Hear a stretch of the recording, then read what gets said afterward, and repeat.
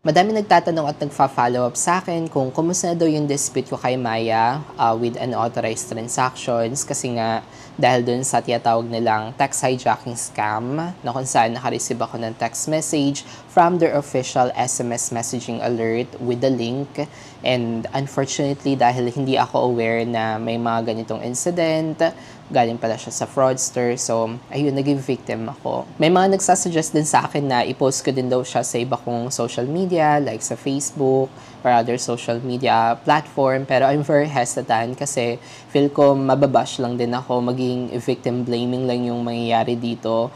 Again, I admitted na may fault ako kasi naklik ko yung link without knowing na may mga ganito palang incident. Kaya sa mga feeling perfect dyan, I hope you'll understand kung bakit ako nabiktima at bakit madami pa rin nabibiktima. At kung hindi nyo pa napapanood yung unang ko video, so this incident started way back October 11, Friday night, where I received a text message dun sa messaging system ni Maya. At dahil ginagamit ko si Maya sa lahat ng mga transactions ko online and also sa lahat ng mga bills and payments ko. Hindi lang ito yung message na may link si Maya. May mga messages pa sila na with the link na kung saan valid naman. So, dahil without knowing na may mga ganito palang incident, kaya ayun, na naging victim ako nitong fraudulent activity. And ayun na nga, fraudster took all of my Maya savings, more than 116,000 pesos, used my Maya credits of 30,000 pesos, and attempted to access or use my personal loan. On the same day, I also contacted Maya to temporarily freeze my account, file a dispute with all of those unauthorized transactions.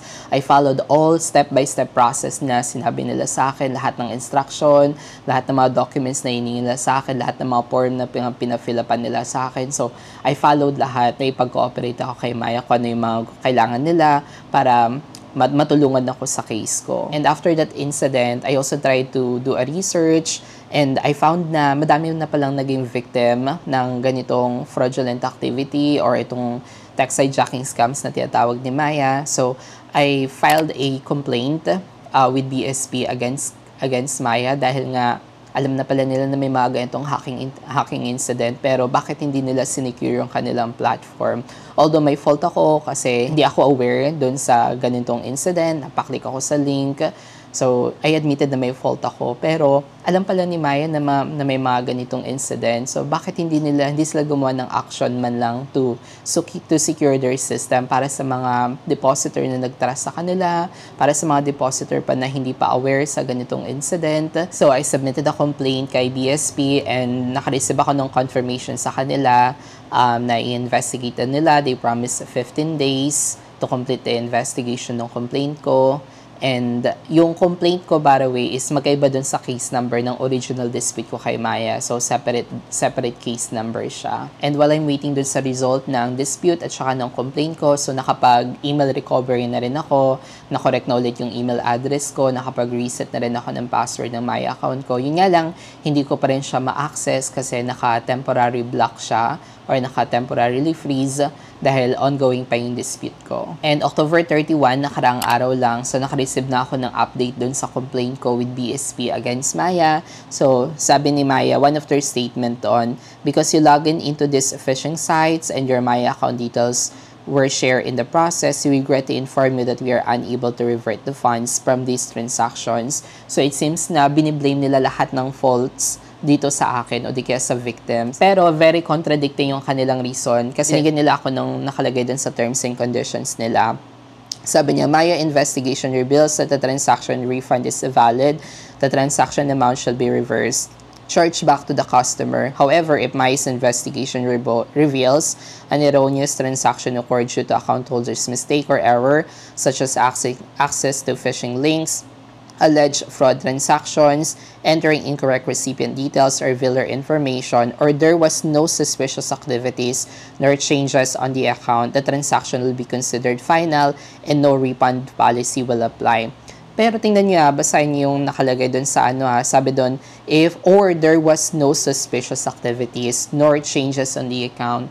So it's very clear na merong suspicious activity sa account ko at very clear din na merong changes doon sa account ko. Imagine like within 1 minute lang, nakapag-change agad itong fraudster ng password ko, napalitan agad yung email ko without getting any notification man lang or additional multi-factor authentication about dun sa mga high-risk changes sa account ko, tsaka makapag-submit ng application for or makapag-process ng Maya Credit at makakuha ng ganong kalaking amount. So, nasan yung multi-factor authentication doon? Even getting the money out sa account ko, kapag gagamitin ko yung GCash or other platform, meron pa silang additional authentication like another OTP bago makuha yung pera. Pero, natanga yung pera ko without additional OTP, without additional authentication.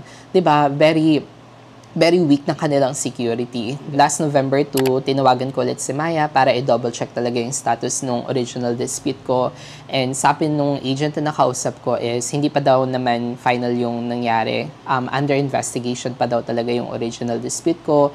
And I should wait pa din daw for an email dun sa security team nila o dun sa dispute team nila kasi makaka-receive pa rin daw ako ng feedback regarding dun sa dispute ko talaga kay Maya. So, open pa naman pala siya or in progress pa naman pala talaga siya. Hindi pa talaga siya totally finalized or na-close yung aking dispute or yung case kay Maya. And I was told din daw na ma-unfreeze lang daw yung account ko kapag na-complete na daw yung dispute ko o di kayong investigation na ginagawa ng security team nila. So, ayun, I have to wait for a couple more business days pa daw. Maybe like first week or second week nitong November, I should receive already an update dun sa security team nila. And finally, itong last agent na nakausap ko, so she disclosed to me kung ano nangyari dun sa account ko. Sabi niya, fraudster took 116,000 pesos dun sa Maya savings ko and also yung 30,000 na Maya credit.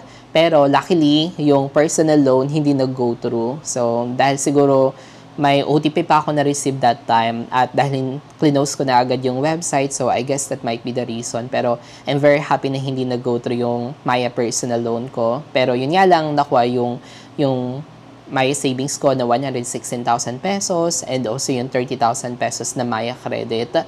And naka-receive na rin ako ng SOA, di kaya yung statement of account regarding dun sa savings account ko. And himala, nagpaiwan pa ng 600 pesos itong fraudster na to. Ayaw siguro ng butal kasi more than 116,000 pesos yung natira doon. So, iniwan niya yung butal doon sa Maya savings ko. Kinuha niya yung even amount na 116,000 pesos tsaka yung 30,000 pesos na Maya credits. Sa mga nagtatanong sa akin kung pinapabayaran ba ni Maya sa akin yung Maya credits, sa ngayon, tinanong ko din yun sa agent.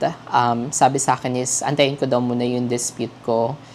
So far, wala pa naman ako na-receive na statement of account. Siguro mga second week nga naman ng November or after first week na November, makaka-receive na ako ng statement of account about dun sa Maya credits. Pero I'm hoping na hindi ko na yung bayarin kasi kinuhanan na nga ako, ninakawan na nga ako, tapos babayaran ko pa sila, nagkautang pa ako. So, without checking na dapat sa system na nila yun alam pala nila na madami na ganitong incident, pero bakit hindi nila sinecure yung kanilang mga features or yung security system nila para mabawasan yung mga ganitong pangyayari. Additionally, dahil ginagamit nila yung kanilang mga terms and conditions dun sa pagre-reason out, I found dun sa terms and conditions nila, sabi doon, Maya shall in no way liable to the account holder for any actions it takes in reliance on SMS alert purporting to be from Maya but does not proceed from Maya's official SMS alert number. So it's very clear here na yung text message na yun is galing dun sa official SMS alert number ni Maya. Sa ngayon, nag-aantay pa rin ako ng updates dun sa case or sa dispute ko, original dispute ko kay Maya kasi yung complaint ko kay BSP, na-close siya pero ipapare-open ko ulit siya. So, I will still try calling BSP pa rin to file an appeal dun sa complaint ko. Pero waiting pa rin naman ako dun sa result talaga ng dispute ko kay Maya and I will still follow up pa rin sa kanila in the next few days. Like twice a week ko silang tinatawagan para alam nila na nakikipag-cooperate ako kung ano yung kailangan nila kasi willing ako ma-resolve itong case at hindi ko hayaan na mawala yung pera ko na lang na parang bula. I save it for a year, more than a year ko siyang pinagpaguran para makapag-save ako ng ganong amount ng money. Tapos, mawawala na lang siya ng parang bula and then sisihin nila lahat ng fault sa akin. Namin kung may fault ako, pero hindi totally lahat ng fault is dapat nasa akin. Meron din silang kapabayaan sa nangyari. Imagine yung kanilang action is puro pa-advisories lang where all of the security terms, lahat ng mga multi-factor authentication, they failed to do it. Pero ang ginagawa lang nila ngayon is puro advisories lang. I guess, very kulang yung mga advisories nila. Kasi kung sapat na yung advisories, dapat wala na naging biktima pa, 'di ba? Sino ba naman yung taong gustong ma-hack yung account? And again, disappointed nga ako sa sarili ko, and I'm very disappointed din kay Maya na wala silang ginagawang action man lang. Ang action lang nila is to send advisories to anyone, which I did not receive advisory din naman. Kaya hindi nga ako aware din sa ganitong activity or mga fraudulent activity. I guess hindi yun sapat. Dapat may ginagawa silang action doon sa kanilang sariling nilang platform. Hindi yung pagsasabihin lang nila yung mga depositor na, ay mag-ingat kayo, merong fraudster dito sa platform ko, kapag nabiktima kayo, edi good luck na lang.